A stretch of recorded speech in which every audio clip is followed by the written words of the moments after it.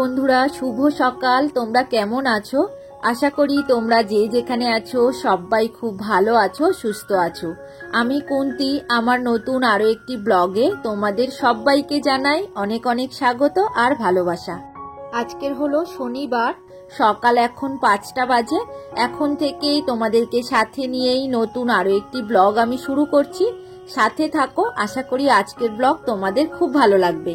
তো এখন এত গরম পড়ছে, মানে সকালবেলায় ঘুম তো ভেঙেই যাচ্ছে আর দিনের আলো ফুটে যাচ্ছে খুব তাড়াতাড়ি, আর সকাল সকাল ঘুমও ভেঙে যাচ্ছে। তো উঠে কাজ শুরু করে দিয়েছি। তবে কি বলতো, একটু তাড়াতাড়ি কাজগুলো যদি করে নিই তাহলে বেলায় তেনে অনেকটা সময় পাবো, রেস্টও নিতে পারবো। এখন বাইরেটা ঝাড় দিতে এসছি, মানে নিচে সিঁড়ির তলাটা ঝাড় দিয়ে নিলাম, এইবার রাস্তাটা ঝাড় দিয়ে নেবো। কদিন ধরে ঝাড় দিচ্ছি, তাও দেখো একদম মানে পাঁচিলের গোড়াগুলো কতটা পাতা পড়ে আছে, পুরো পাতার একদম ঢিপি হয়ে গেছে।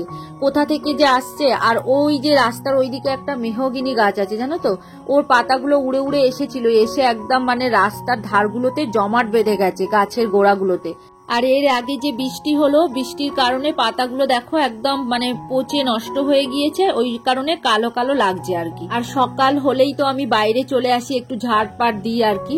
আর একটু দেরি করে উঠলে তখন ঘরের কাজ শুরু করে দিই। তবে আজকে সকাল সকাল কাজ শুরু করেছি, ওই কারণে রাস্তাটা একটু ভালো করে ঝাড় দিয়ে নিচ্ছি। তো কদিন ধরেই রাস্তা একটু একটু করে পরিষ্কার করছি।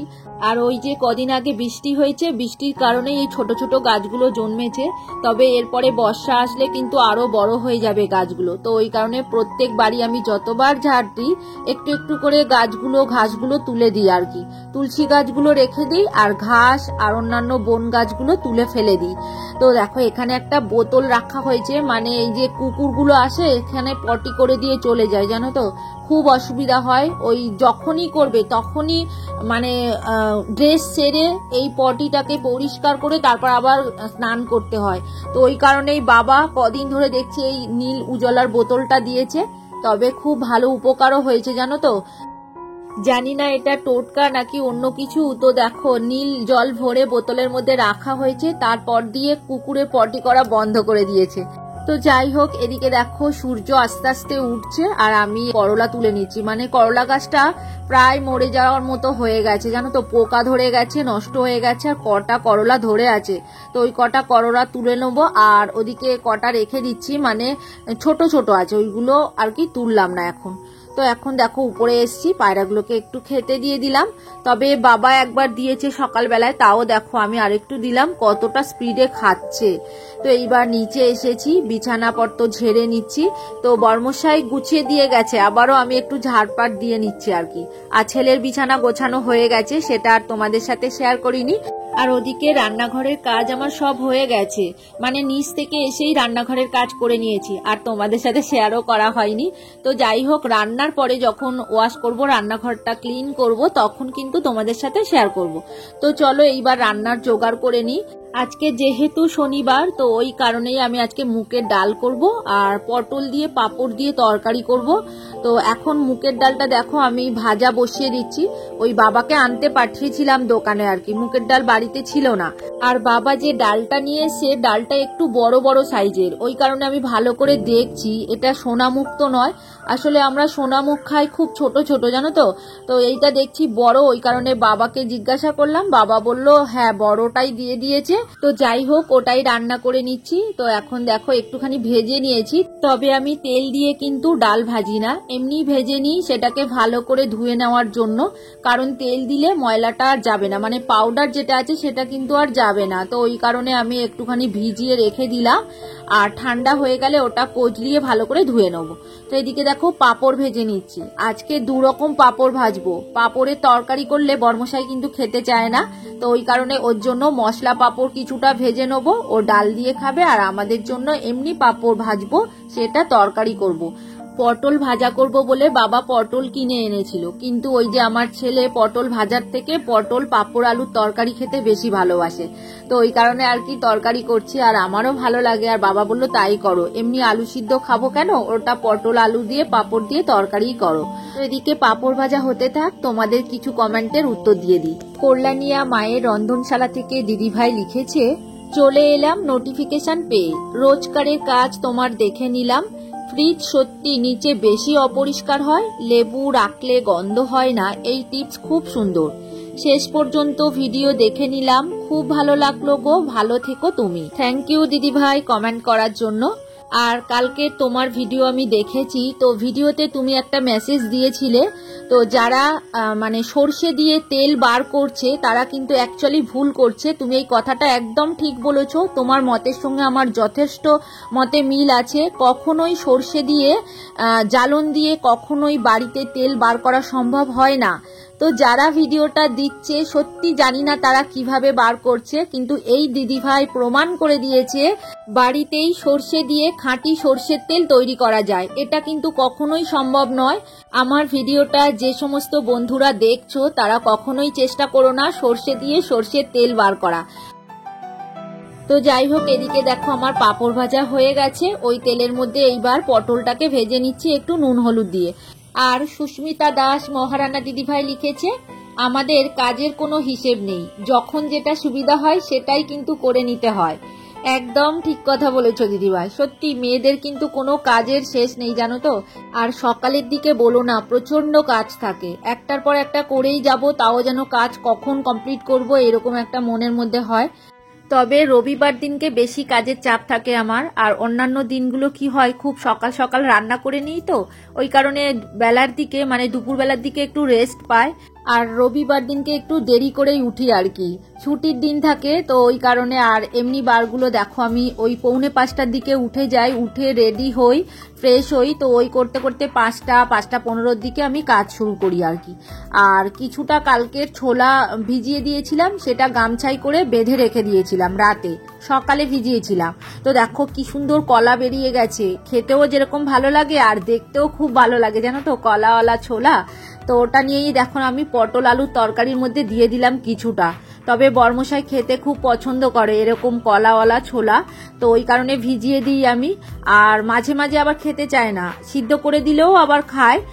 তো এখন ওই যে মুগের ডালটা ভিজিয়ে রেখেছিলাম সেটা ভালো করে ধুয়ে একটু টাইম কলের জল দিয়ে বসিয়ে দেবো। কারণ কি বলতো, আমাদের কলের জল দিলে ভালো সিদ্ধ হয় না, দেখেছি মানে অনেকটা সময় লেগে যায়, আর এমনিতে খেতেও ভালো লাগে না, ভাত ডাল কিচ্ছু ভালো হয় না।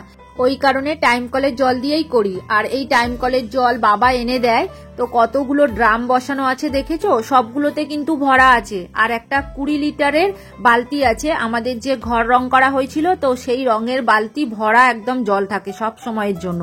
আর রান্নাঘরে কখনোই খালি বালতি বা খালি মগ জগ কখনোই রাখতে নেই, ভরে রাখতে হয়। আর যদি না থাকে তাহলে উপুর করে রাখা উচিত। তো এদিকে দেখো পটল পাঁপড় আলুর তরকারি হয়ে গেছে, ডালটাকেও সাঁতলে নিলাম, ডালও হয়ে গেছে। আর আজকের বেশি কিছু করব না, ওই যে আলু সিদ্ধ দিয়েছি, পাঁপড় ভাজা করেছি, এই ডাল আর পাঁপড় আলুর তরকারি বানিয়েছি। এখন দেখো আমরা সকালে টিফিন করে নিচ্ছি, কালকেকার কিছুটা জল ভাত ছিল সেটাই খেয়ে নিচ্ছি ছেলে আর আমি। তো অল্প ছিল, দুজনে ওই অল্প অল্প করে ভাগ করে খাচ্ছি আর কি। সকাল সকাল ভাত খেয়ে নেব। আর দেখো জল ভাত খানিকটা আছে, কি করব বলো, ভাতে দিলে না ভাতটা একদম নষ্ট হয়ে যায়। আর এখন গরমকাল তো, ছেলে সাঁতার করে এসে খেতেও পছন্দ করে জানো তো। এইবার রান্নাঘরটা একটু ডিপ ক্লিন করে নিই, মানে উপরের অংশটা পুরোপুরি আমি প্রত্যেক দিনই পরিষ্কার করি। তো দেখো রান্নাঘরের স্ল্যাব, ওই যে গ্যাস ওভেন, তারপরে উপরের টাইলসগুলো আর জানালা আছে, তো সবটাই আমি একটুখানি সাবান গোলা জল দিয়ে ভালো করে পরিষ্কার করে নিচ্ছি। আসলে রান্না করার পরে ওই যে তেল ছিটিয়ে পড়ে না, ওই সাবান গোলা জল বা ভীম লিকুইড বা ভীমবারের কিছু একটু না দিলে একদম ওঠে না। আর এইরকম ভীম লিকুইড বা ওই সাবান গোলা জল দিয়ে দিনে 2 বার আমি রান্নাঘর পরিষ্কার করি, দুপুরে রান্না করার পরে আর রাতে রুটি বা তরকারি করলাম তারপরেও করে নিই খাওয়া দাওয়ার পরে আর কি। তো এইবার দেখো কিছুটা বাসন ছিল সেইগুলোই মেজে নিচ্ছে আর কি। আর সকালবেলায় খাওয়া দাওয়া হয়েছে, বাবা খেয়েছে, তবে বর্মশাই এখনো খায়নি, ও ঠাকুর ঘরে গিয়েছে, ঠাকুর পুজো করে এসেই খেয়ে নেবে। আর এদিকে আমি রান্নাঘরটা পরিষ্কার করে নিচ্ছি, তারপরে ওকে খেতে দেব। আর কিছুটা জামা কাপড় ভিজিয়েছি, তো সেইগুলো কাচবো। আজকে প্রচুর জামা কাপড় ভিজিয়েছি, কদিন ধরে কাচা হয়নি, খুব ব্যস্ত আছি জানো তো। আর কদিন ধরে ভিডিও উল্টোপাল্টা সময় দিচ্ছি, তোমাদের ঠিকঠাক ভাবে দেওয়া হচ্ছে না। তোমরা তো দেখছো রাতে করে আমি ভিডিও ছাড়ছি, আর সেরকম ভিউজও আসছে না, যেহেতু সময়টা এদিক ওদিক হয়ে গেছে আর কি। তবে আশা করি কদিনের মধ্যেই ঠিক হয়ে যাবে। ওই যেরকম বেলার দিকে আমি ভিডিও আপলোড করি সেরকমই করব। তো একটু দুদিন আমার প্রবলেম হয়েছে, আর কি করব বলো, সময় পাচ্ছিলাম না তো। আর আমার অনেক বন্ধু আছো ভিডিওর জন্য অপেক্ষা করে থাকো, আর আমি যখনই ভিডিও দিই তোমরা সঙ্গে সঙ্গে কমেন্ট করো, আমি এটা লক্ষ্য করে দেখেছি। আর আমি যখনই ভিডিও ছাড়ি তোমাদের কমেন্টের অপেক্ষায় কিন্তু থাকি। তো এদিকে দেখো আমার সমস্ত বাসন গোছানো হয়ে গেল।